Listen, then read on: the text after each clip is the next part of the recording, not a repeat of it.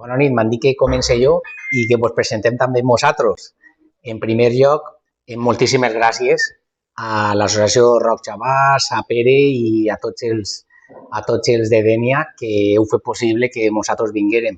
Jo personalment estic encantat, soc d'una comarca veïna, de la Safor, em diuen Joan Sancho, la majoria me coneixeu, però per si hi ha algú que no me coneix, pues bueno, soc enginyer tècnic de telecomunicacions, treballo en el món de la navegació aèria, en el Centre de Control Aeri de València, i a nivell pues, valencianista pues, vull dir que jo vaig començar estudiant en la Universitat Politècnica de Catalunya, quan era pues, un jovenet de 18 anys que abandonava la meva ciutat per primera volta, la meva família, me'n vaig anar allí i va ser pues, quan vaig començar a entrar en contacte amb el que era el catalanisme pur i dur. A mi em va sorprendre moltíssim.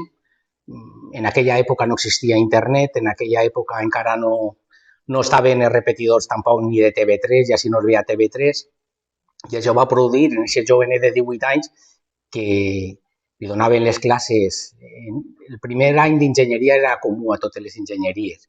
Eren les mateixes 5 assignatures: àlgebra, càlcul, química, dibuix tècnic i física. I la meitat d'elles me les donaven en català.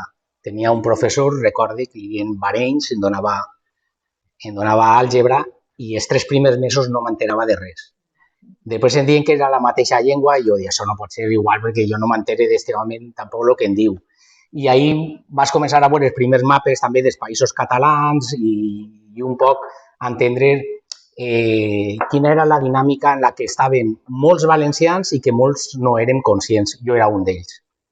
Això va fer que, en lloc de fer-me a lo millor més catalanista per intentar ser acceptat per ells, em va passar tot el contrari. Vaig intentar i pensava i el que volia que la meva terra també tingueren partits valencians i que es desenrotllara aquest sentiment identitari com tenien els catalans en el seu, però nosaltres en el nostre.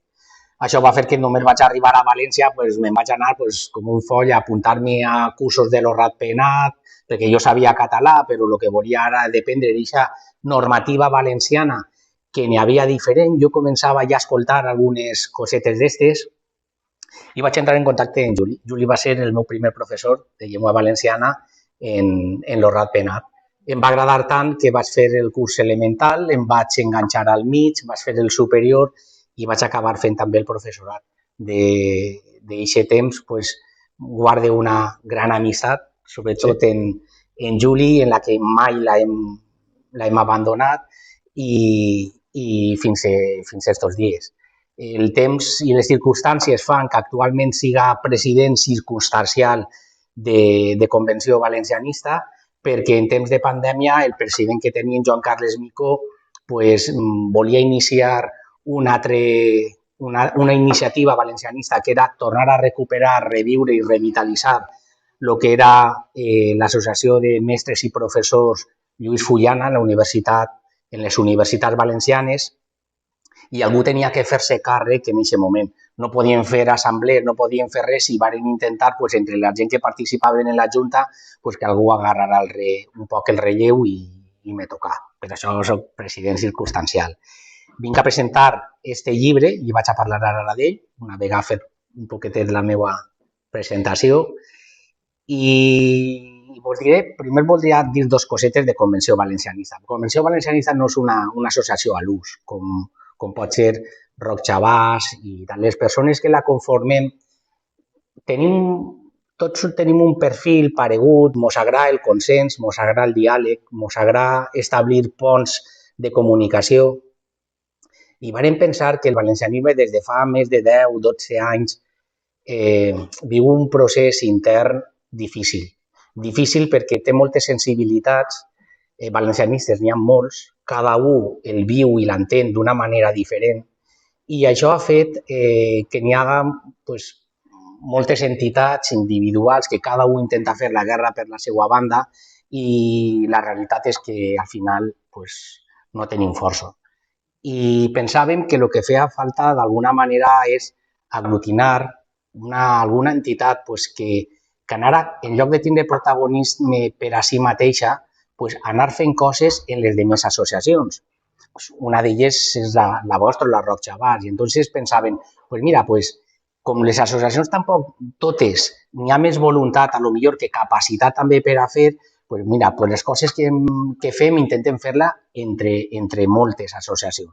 Pues, intentem fer un calendari anual, pues, col·laboren un muntó. I això és el que fa Convenció Valencianista, que fem tots els dies 9, col·labora el Rogle, col·labora Rock Chavàs, col·labora el Piló, col·labora el grup d'acció, col·laborem entre tots i la idea és donar visibilitat i sobretot anar tirant ponts d'unió entre les diferents entitats. Este llibre és una prova d'això. Varen aprofitar que es complixen 40 anys d'un acte d'adhesió de la societat civil valenciana a unes normes d'ortografia valenciana quan estava ja més visible que en ningú moment de la història recent valenciana la guerra i la idea que tenia el catalanisme d'introduir-se en la societat valenciana. Ahí és on es decideix fer una nova compilació, una nova modernització de les normes d'ortografia valencianes. I és important el que vaig a dir ara. Les normes d'ortografia valencianes no tenen 40 anys. El que fa 40 anys és un acte d'adhesió a la normativa valenciana en el monasteri del Puig. Les normes d'ortografia valencianes tenen més de 100 anys. Són molt més antigues, inclús, que les bases del 32, que ni són normatives valencianes, ni són normes, ni són bases d'ortografia, ni són valencianes. Són de Pompeu Fabra, tot el món ho sap. Les normes valencianes, tenim que saber tots que els primers intents ja més moderns de tindre una codificació ortogràfica valenciana venen de començament de segle en Josep Nebot i posteriorment és el pare Fullana, un franciscà, igual que el pare Pere, que hem estat aquest matí molt a gust recordant un poc la seva vida i la seva obra, fa una normativa en 1914. Estem en l'any 2022.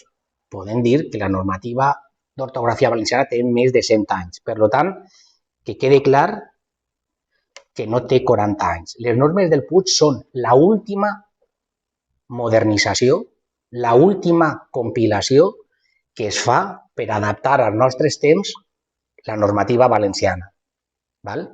És que a voltes es confon aquest terme i quan nosaltres diem que els valencians tenim una normativa que té 40 anys, això és una codificació moderna. I clar, hi ve el catalanisme i diu la nostra és molt més antiga, vosaltres el que heu fet és un apanyo recent.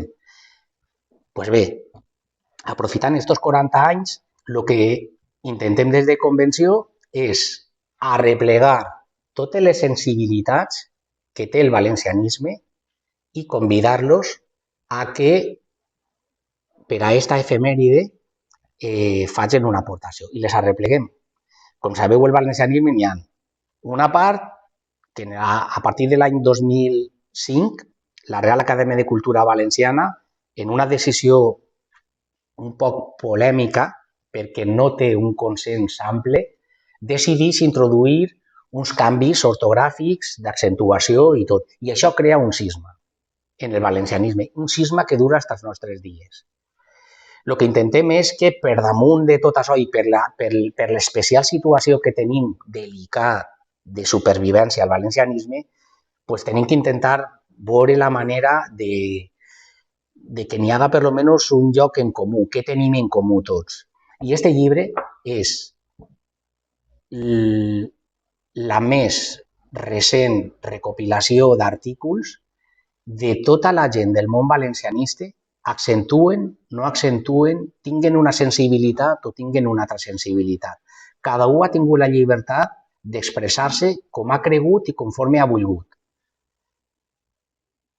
N'hi ha des de membres acadèmics de la Real Acadèmia de Cultura Valenciana, membres de l'Institut d'Estudis Valencians, gent més vinculada al grup d'acció, uns altres vinculats i encàrrecs a l'Associació d'Escriptors en Llengua Valenciana. Hem intentat arreplegar-los també geogràficament de tot el territori valencià en el que hem pogut.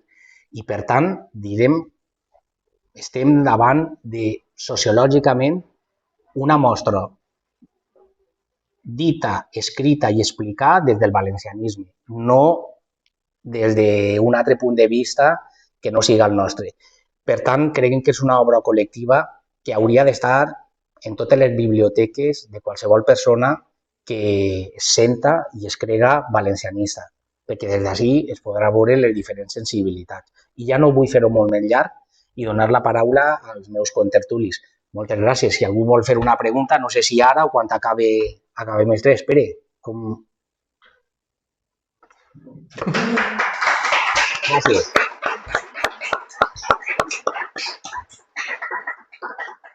Eixa indicació és que me passes a mi la paraula. Bueno, el meu nom és Juli Moreno, jo crec que la majoria dels presents em conegueu.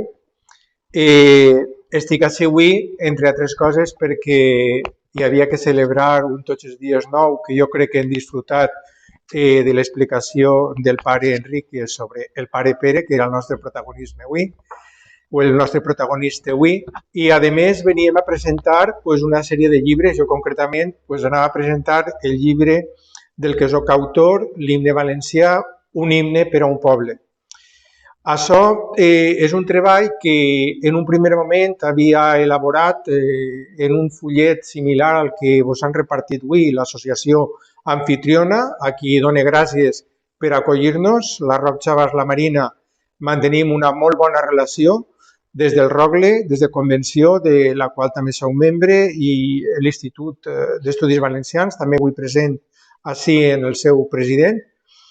I teníem en un moment determinat un fullet que explicava un poc el tema sobre com havia aparegut l'himne regional. És el primer moment, es diu himne de l'exposició, després regional i actualment l'himne oficialment de la Comunitat Valenciana. El llibre arreplega tota la història del mateix. Concretament inicia en l'encàrrec que fa Tomàs Trénor Palavicino, president de l'Ateneu Mercantil, per a que l'exposició regional que es munta en 1909 tinguera un element musical que l'identificara i en el qual obrir tots els actes d'aquella magna exposició que arreplegava tots els avanços de la societat valenciana en tots els aspectes. Els que heu seguit un poc aquesta trajectòria o la conegueu per altres moments, sabeu que allí prop de l'Albereda se muntà pràcticament una ciutat paral·lela en edificis, en macroedificis. Desgraciadament, tots ells, excepte el Palau de l'Exposició, han desaparegut. I dic desgraciadament perquè encara que era una arquitectura més o manco efímera, realment eren uns edificis simbòlics que acollien a cada una de les parts de la ciència, la indústria, l'agricultura i grans llocs de celebracions com fon la pista central, on precisament s'estrenà l'himne de l'exposició. En 11 capítols arreplega des d'aquest encàrrec que Tomàs Trénor fa directament ja al mestre Serrano. Primer havia hagut unes conversacions per a que fora el mestre Giner un avançat per a la música i, a més, mestre del mestre Serrano, per a que fora ell qui posara la música i el patriarca de les lletres valencianes, Teodor Llorente, qui posara la lletra. Dóna la casualitat que les dues persones eren ja molt majors, l'encàrrec se retardava i al final s'optà per buscar alguna persona que en aquell moment tenia un renom, i concretament Serrano era una persona ja absolutament valorada en la Villa i Corte, en Madrid, on era un dels músics absolutament reconeguts, especialment per les sarsueles. Bé, Maximilià Tous donava la casualitat que estava en ell, havia col·laborat en ell posant lletra a alguna de les seues peces musicals, i aquestes circumstàncies marcaren que era l'himne. L'himne s'inaugurà un 12 de maig, si no recordo ara mal, perquè estic ja parlant molt de memòria. En el moment de la inauguració estaven presents els llavors reis d'Espanya, que donaren curs a aquella exposició regional en la que Tomàs Trenor pues, deixà tota la fortuna i part de la que no tenia, perquè no tingué l'èxit esperat, ja que se produïren una sèrie de fets, unes revoltes en Catalunya i, a més, la Guerra del Rif, que mantingueren a l'Estat pues, en una situació un poc complicada. Tant és així que després d'exposició regional s'allargà un any per a veure si hi havia certs beneficis l'any següent, en 1910, com a exposició nacional. Bé, arreplegar la història de l'himne i per què jo me dediqué a fer això? Pues dic que per aquell fullet que havia iniciat i perquè després, en tot el període de pandèmia, jo vaig dir, bueno, pues tinc ahí una cosa a començar, podia començar a donar-li forma, a veure si arreplegue, i també per les meves circumstàncies laborals, que me van permetre pues, tindre informació de primera mà, documentació de primera mà, sobretot del moment en què l'himne passa de ser himne de l'exposició a ser declarat himne regional precisament quan es complia pràcticament el 25 aniversari quasi del mateix. Un acte en el que participaren els 3 ajuntaments de les 3 capitals valencianes i les 3 diputacions provincials. Era la forma d'organització de l'època i que donaren suport al mateix. Un acte que s'anomena de consagració de l'himne com a himne regional, que celebrà la part, jo diria, pública en la plaça de Bous de la ciutat de València, en la que acudirien totes les autoritats i en la que el mestre Serrano pues, tornà a dirigir l'himne que fos interpretat per diverses bandes de música. Dic que vaig tindre l'oportunitat de tindre informació de primera mà pues, per la meva situació laboral. Jo treballo en l'Arxiu Municipal de València i concretament tota aquesta documentació vinculada a la consagració de l'himne pues, se conserva allí perquè un dels impulsors, el màxim impulsor, va ser l'Ajuntament de València per a que això tinguera bueno, pues, la seva trajectòria. I tant és així que pues, concretament la portada que resulta molt cridanera, en la part interior està una de les 3 portades que se feren per a l'himne i concretament eixa es conserva, estan crec que reproduïdes en la solapa del mateix, si no recorde mal. La part inferior és la que se conserva en l'Ajuntament, precisament que se feu de manera procés per a aquest acte i bueno, nos costà de localitzar perquè la carpeta sempre estava oberta per la part on està la partitura, però el saber que la contratapa contenia aquest dibuix o aquesta il·lustració, pues, la veritat és que costava un muntó, a pesar de que s'havia fet feia molt poc el centenari del propi himne i s'havia fet una exposició col·lectiva en diferents objectes. Bueno, al final allò ho vam aconseguir i fèrem les fotos de primera mà de les que se conserven en l'Arxiu Històric de la ciutat. L'himne, des del primer moment, pràcticament tingué les seues reserves per part del valencianisme militant i moltes de les publicacions valencianistes, sobretot revistes de l'època, posaren sempre un poquet en tela de juí el tema de la representativitat de la lletra. Tant és així que ja en 1900 calculem dic perquè el fullet que apareix no porta una datació, però tots pensen que és a principi dels anys 30, ja n'hi ha una modificació que es fa per la penya valencianista d'Alzira i després, en els anys 50, en plena època franquista, aquesta lletra torna a aparèixer i el que suprimeix fonamentalment és la primera estrofa, el de para ofrendar, que ho substitueix per tots els baixos plecs de la Nostra Senyera.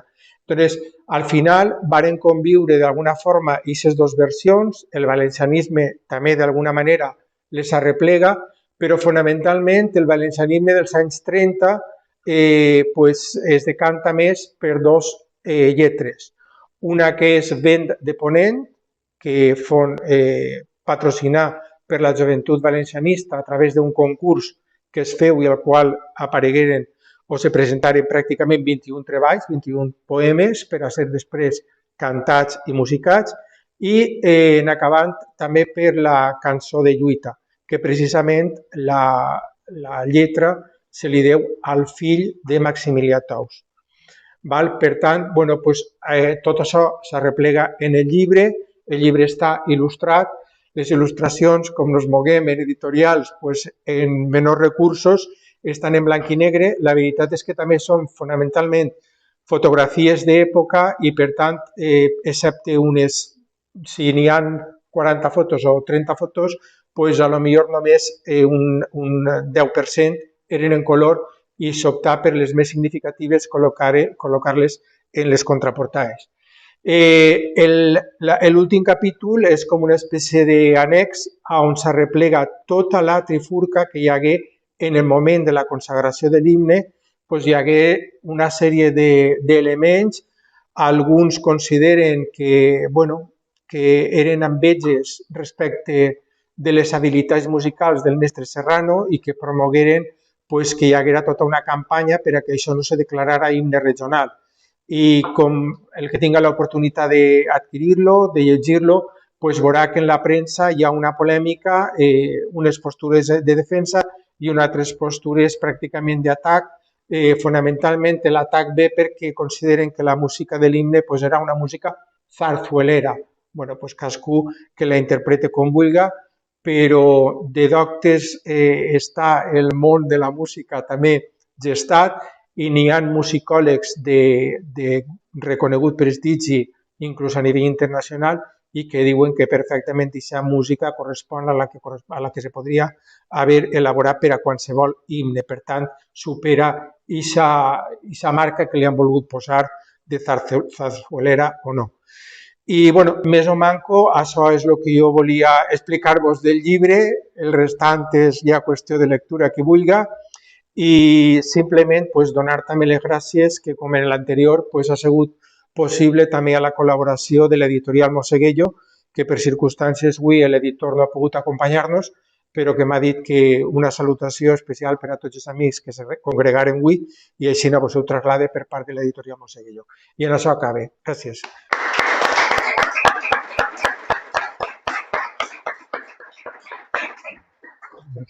Tu també, fabulós.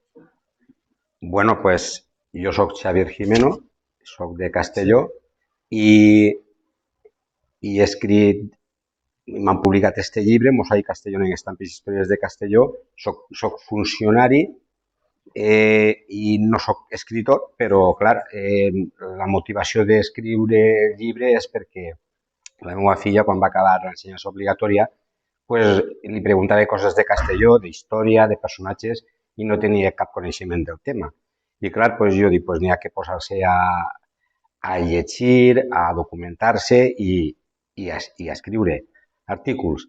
El mig que m'he publicat eren llibres de gallata de les festes de la Magdalena, que ja sabeu, pues, d'any en any pues, tens un temps molt prudencial per anar documentant-te sobre el tema.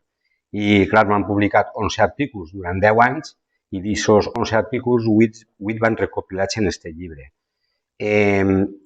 Bueno, primer de tot, agrair a Pedro Fuentes, que de l'associació Roc Xabàs, a Juli Moreno, del president del Rogle, i a Joan Sancho, president de Convenció Valencianista, i a tots vosaltres la presència, perquè jo m'he posat en seguida a parlar del tema. Bueno, en total, que no res, que Juli ha fet un pròleg fantàstic del llibre i després els artículos que componen el llibre són 5 per una banda, que és la primera part, que és patrimoni natural, material i immaterial de Castelló, que són les columbretes, que són les illes, jo ho titule Columbretes, les nostres illes, el monument a Jaume I de Castelló, el Saló d'Actes del Palau de la Diputació, els orígens de la festa i el seu monument, ja que m'ho publicaren en llibres de gallata, doncs tenia que parlar de la festa. I, a més, que té un origen històric, per supost. I els forts tradicionals de pa. Els forts tradicionals de pa en Castelló li va cridar molt l'atenció quan m'entrevistaren en la ràdio, perquè, clar, no ho sé, la periodista diu, i per què has parlat sobre aquest tema? Doncs jo vaig anar a la biblioteca i a la biblioteca no n'hi havia cap referència a monuments de forts de pa, forts tradicionals de pa. i l'únic que n'hi havia eren els forns ceràmics. Clar, ja sabeu que la indústria ceràmica pues, és molt important, sobretot per la part de la plana alta i baixa. En total, que jo dic, n'hi ha que posar-se a escriure sobre el tema i vaig recórrer a gent de l'ofici, vaig parlar amb unes altres persones que me podien donar informació i no res, i això. I les columbretes, doncs no res, les columbretes són un paratge natural i parle sobre el dit paratge i la importància que tenen. El monument a Jaume I, doncs faig una referència històrica, parle de la societat, de l'economia, de l'època. Faig una xicoteta denúncia perquè va desaparèixer el que era el monument original, una reixa. En la reixa està la simbologia valenciana i ara doncs està el monument sense la reixa. La reixa sabrà on ha parat, n'hi ha trossos per ací, trossos per allà, és molt difícil d'averiguar. I ara tot el món pot pujar al monument. Ahir vaig passar i n'hi havia pintades, n'hi havia pegatines, una cosa impressionant. Bueno, clar. El Saló d'Actes del Palau de la Diputació és un saló que no el coneix la majoria de la gent i ahir està en les parets, estan uns frescos en totes les pintures que fan referència a la història castellonenca i valenciana, per supost, i és un saló que clar, no és com si diguem que està destinat a actes polítics, quan realment no tindria que ser així, tindria que ser un lloc on la gent s'enterava del tema. I vaig recórrer a una persona que tenia molta idea sobre la situació, sobre l'explicació de tot el que representava i això ho vaig plasmar en el llibre. I després n'hi ha una segona part, els orígens de la festa i el seu monument, parla de les festes de la Magdalena, de les gallates, de com la construcció, en fi, i de la història en general. I després n'hi ha una segona part que és prohoms castellonencs. I així parla de tres personatges. Joan Batista Cardona i Vives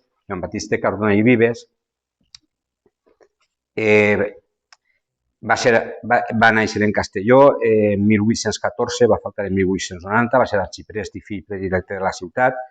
Eren 6 germans i els 5 germans faltaren i se quedà ell en el patrimoni familiar i va dedicar tot el patrimoni a engrandir Castelló. Se van fer moltes construccions, va arreglar la concatedral de Santa Maria, se va construir la Iglesia de la Trinitat, la Iglesia de la Sagrada Família, les escoles pies, el monument a Jaume I va ser per ell, va destinar uns diners que no va poder voler-los fer perquè ja desgraciadament havia faltat.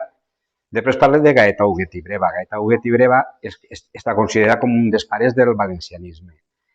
Va ser llicenciat en Filosofia i Lletres, fou un professor en Amèrica Llatina i en els Estats Units de francès i va conèixer diversos idiomes. Va ser un empresari, un articulista i un mecenes i està considerat, ja he dit, un dels pares del valencianisme.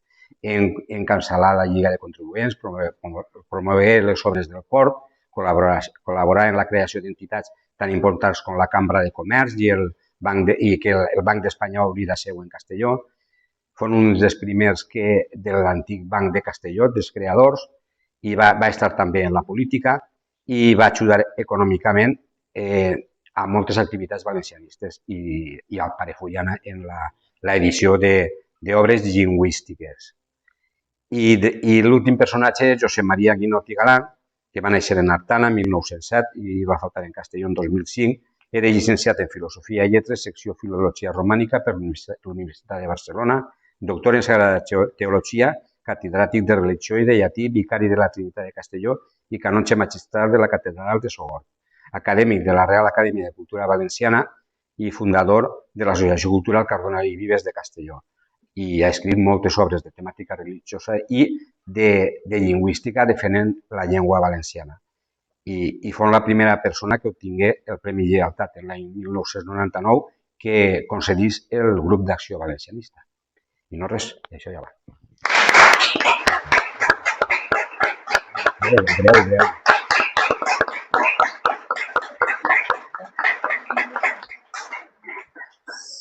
Si hi ha alguna pregunta, estem oberts a... Vaig a fer una observació només. Al pare valencianista, que era canonge de la catedral i era l'encarregat del cor i tot això, recordeu el nom?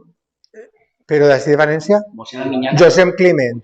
Josep Climent, en una de les relacions que va tindre, jo estava a l'amic de la Real Acadèmia, pues, vos digueu que no me'n podeu recordar que la música de l'himne no era una música, era del cantar al cielo. I per què? Perquè tenia una sèrie de notes altes que un himne, diguem, de cara al poble, de cara a que la gent el cante, no podia tindre, bueno, no podia, no devia de tindre aquestes característiques. Jo ho deixo per què. Sí, el problema és que això el pare Climent no ho va deixar per escrit perquè jo consulti la seva obra sobre musicologia i no ho diu. Sí que ho havia sentit dir personalment i, a més, a Serrano per això sí que li s'hi pot acusar, tant per l'himne regional com per el València Canta, l'himne que ell feu per a la Mare de Déu dels Desemparats, perquè utilitzava unes sèries tonals que normalment la gent no arriba, perquè a més inclús està preparat per a diverses veus i clar, en teoria un himne no hauria d'estar preparat per a diverses veus, sinó per a una sola veu, perquè la cante qualsevol, no?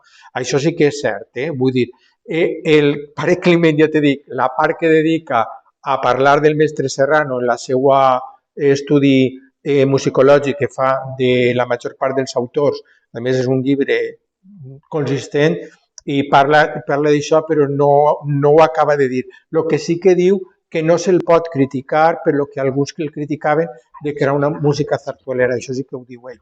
A més hi ha alguna citació concretament de Climent ahí, i entre la bibliografia a consultar està també això. Bueno, jo era un apunt que va sentir de primera mà. El que li tenia un amor especial és el nostre amic Fuster. Com eren del mateix poble, a Serrano el portava pel carrer de l'Amargula, li deia tot. Sí, li dedica diversos trossos, especialment en aquella revista que potser algú conegueu del Què i Donde, que es deia Què i Donde, crec recordar, que era una revista d'espectacles que s'editava con la cartelera Turial, una cosa similar. Pues ahí en una temporada estigué per lo manco 2 o 3 anys escrivint i de quan en quan l'objectiu era el mestre Serrano, el de les perles que escrivia, però bueno, això ja era de saber. Serrano progressa per ell mateixa i l'altre no sabem com progressa. Bueno.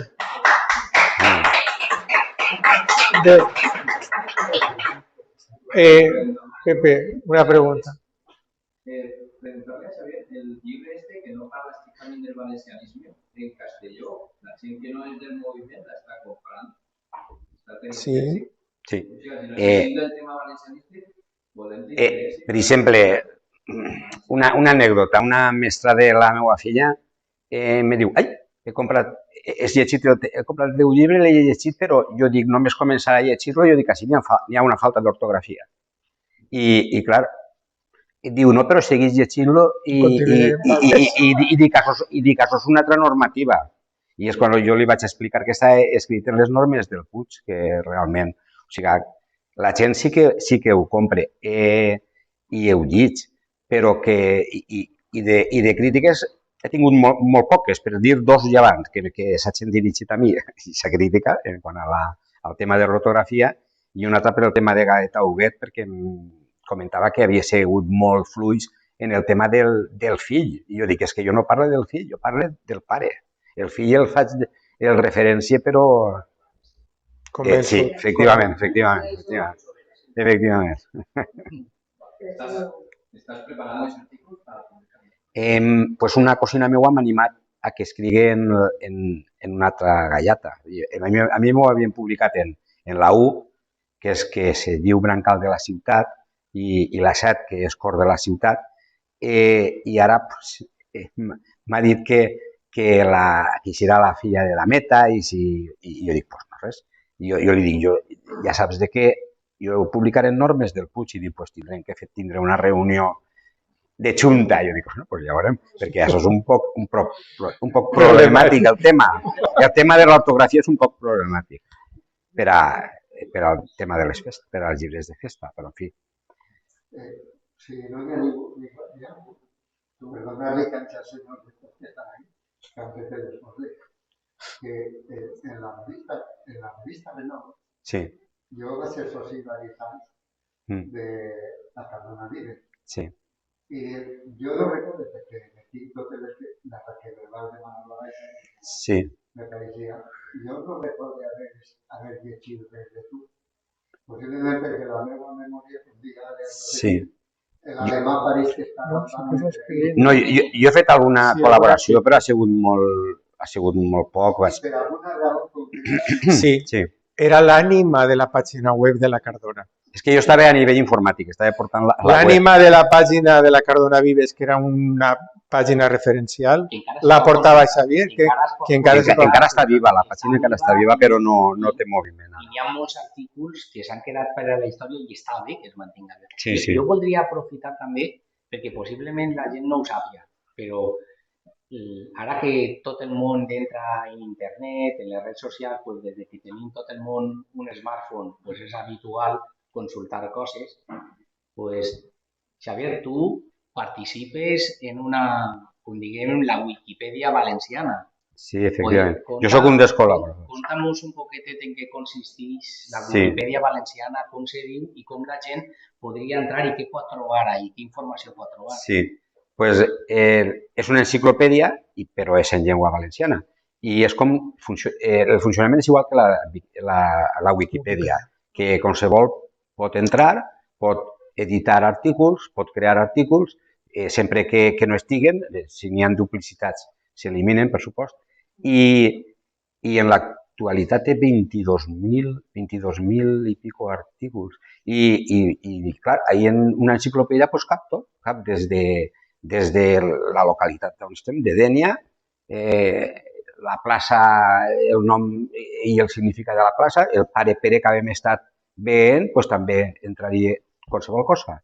I el que primem és el tema valencià, però en una enciclopèdia cap de tot. Se pot posar jo què sé, qualsevol personatge que sigui a nivell internacional o nacional o local.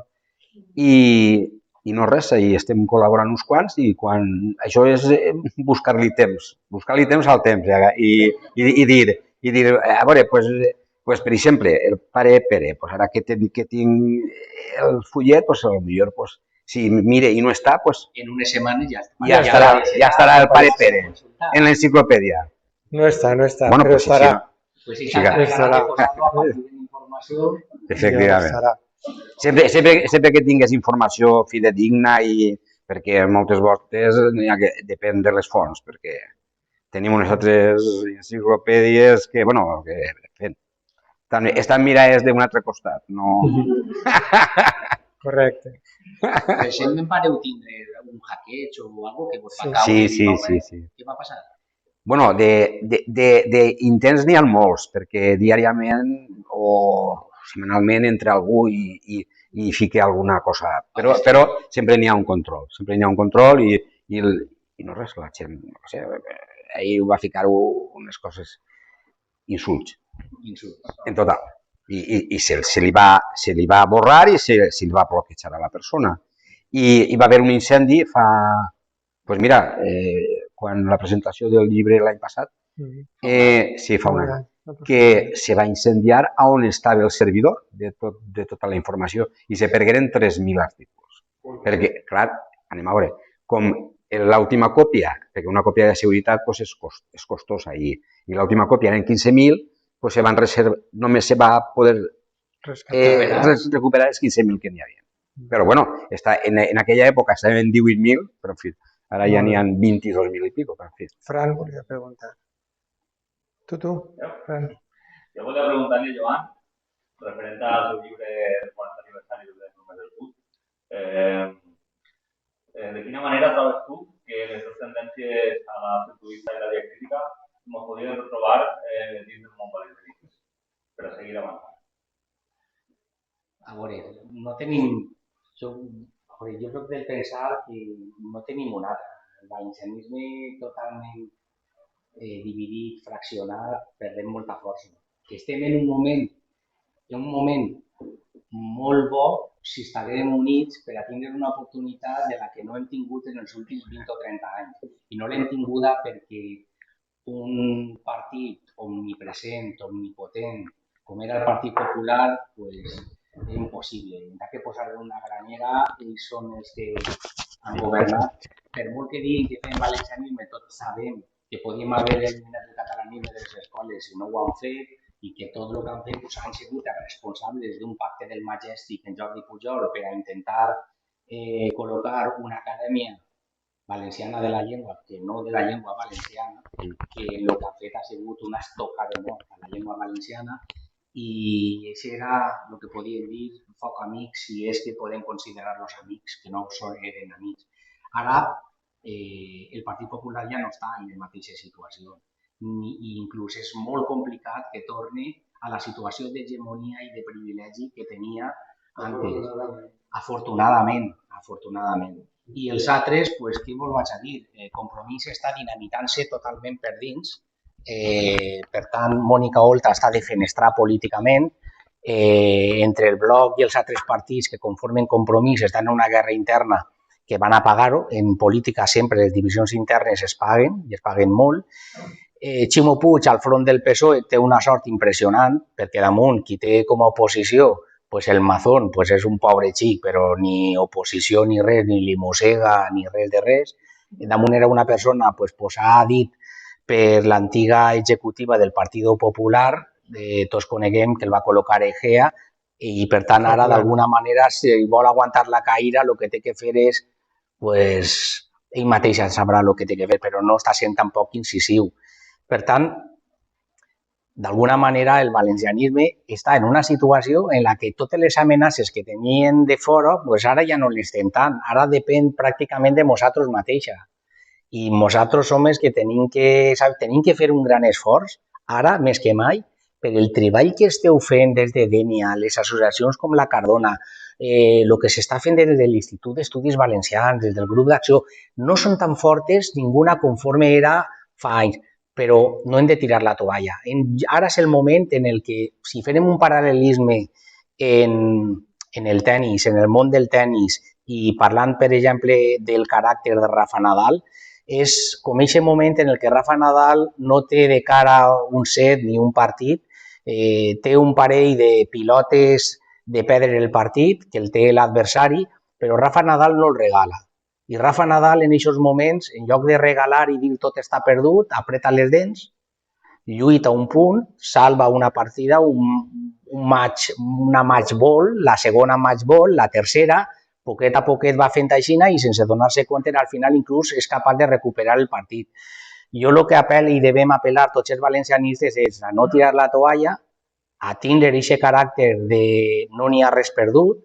Ja voldria el catalanisme que no existirem el que avui estem fent així, és valuosíssim, té molt més valor de lo que nosaltres mateixos ens ho creguem, no som capaços nosaltres de saber el valor que té cada llibre que publiquem, cada acte que fem, en té moltíssim, i el que tenim que fer entre nosaltres és que no en tenim altra, vull dir, tenim que tornar-nos a trobar en el camí, més pront o més tard, i a lo millor se tindrà que fer, les normatives evolucionen, i a lo millor resulta que es fa una altra evolució i una tindrà que cedir això, els altres tindran que cedir un altre, un poquet més, però tenim que dependre, que ens faci forts les divisions que hem tingut per a no tornar altra volta a repetir escenaris en el que per collons anem a impondre això quan no n'hi ha una ampla majoria. Això va ser un error garrafal, va ser un error de gestió, molt mal gestionat, els que estaven al front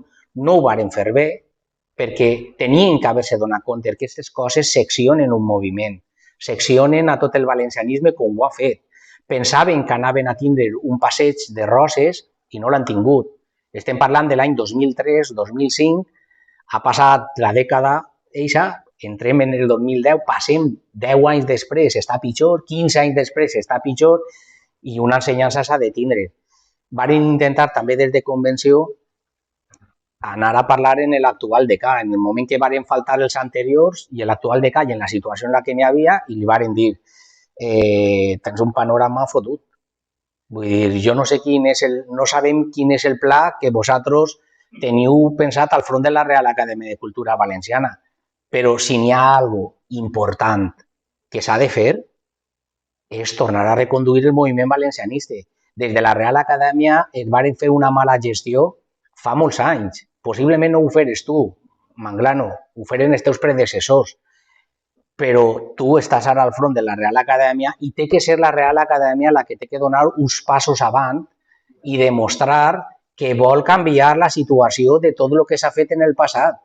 I, per tant, d'alguna manera, la gent molts ja no confien en la Real Acadèmia de Cultura Valenciana. Tindràs que fer tu un pas, 2 passes, 3 passes, 4 passes, les que facin falta.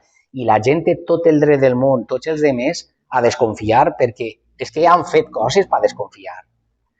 I, per tant, la sensació que em pot donar, jo crec que Manglano està per la labor d'intentar recompondre els actes que s'han fet aprofitat el 40 aniversari, pues així no ho demostren. Es va fer un acte en l'Ateneu en el que el fons d'aquest acte era que el mateix decà de la Real Acadèmia donara les gràcies i dir, mireu, independentment de lo que n'hi ha, vull donar les gràcies al que ha editat un llibre, al que ha sigut capaç d'escriure un article de premsa en normativa i no s'ha clavat si en accents o sense accents perquè les dues són de la Real Acadèmia de Cultura Valenciana. Vull donar les gràcies als que han sigut editors i han dedicat i han gastat temps i diners de la seva butxaca per a fer.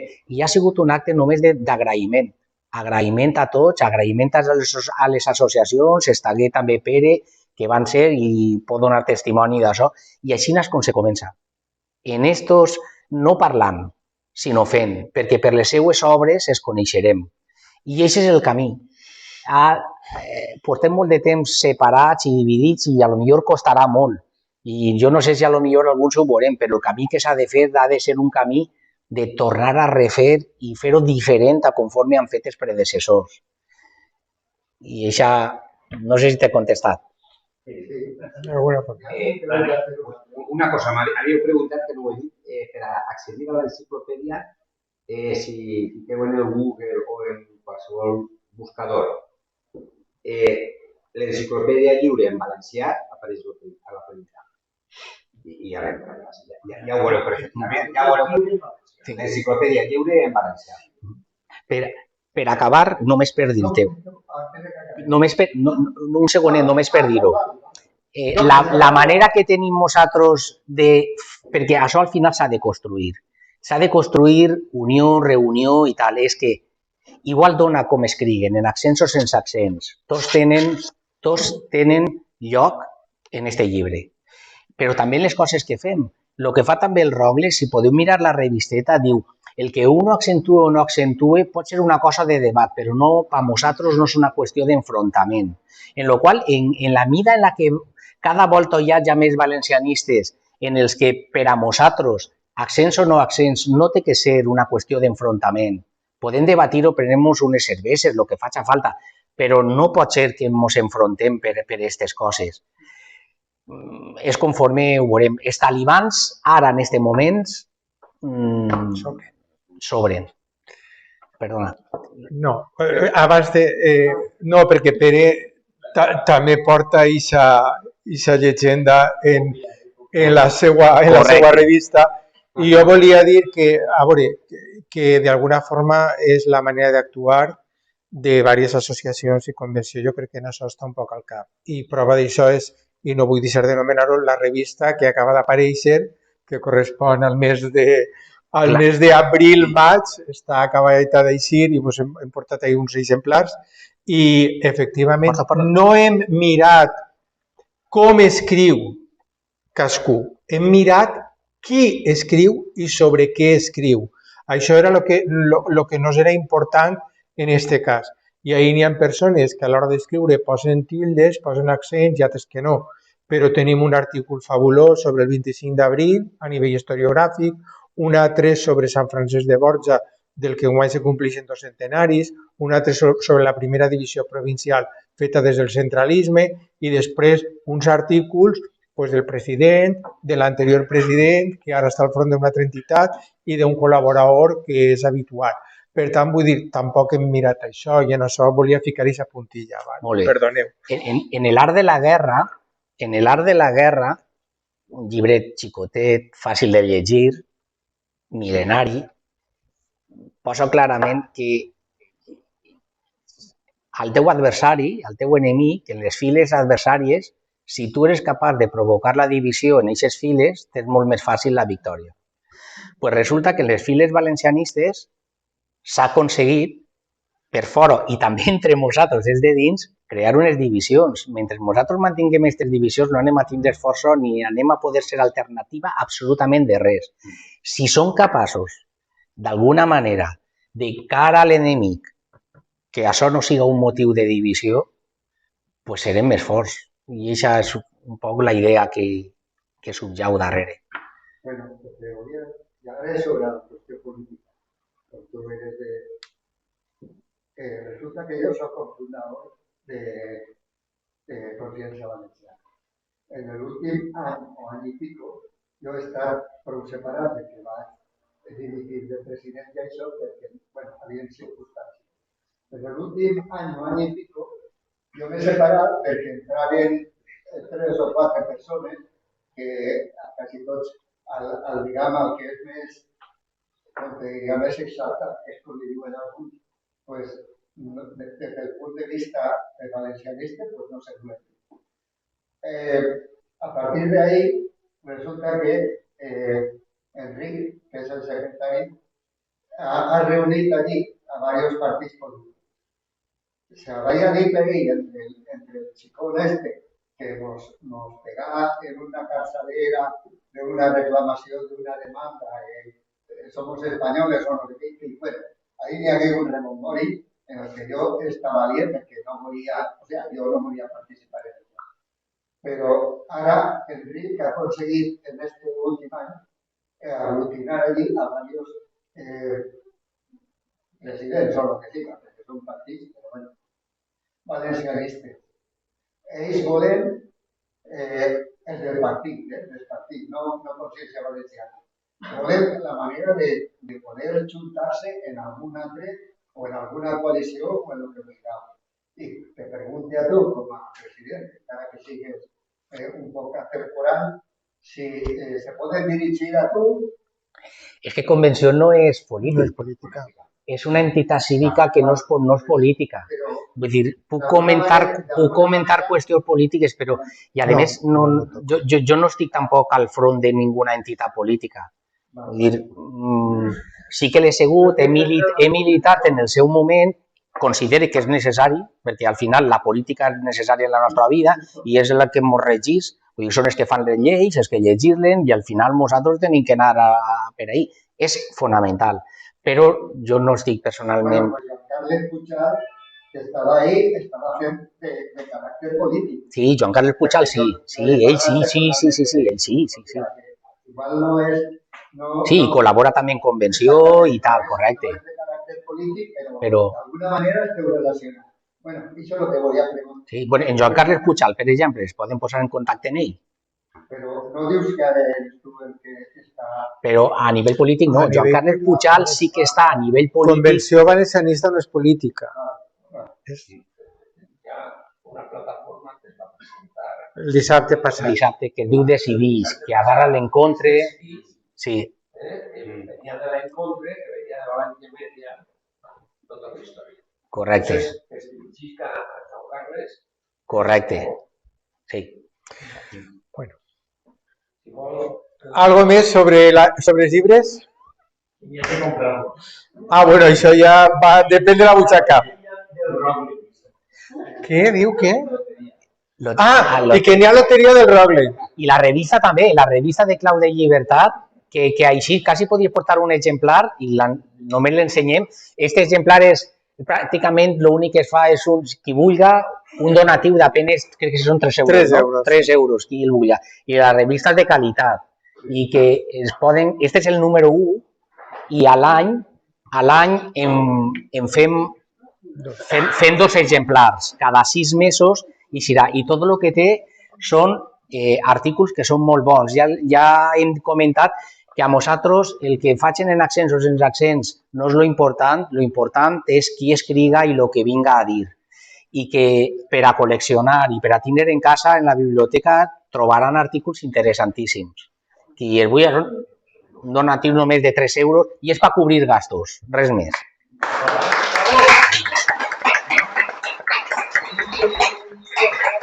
Sí, que n'hi ha un número 7. Sí.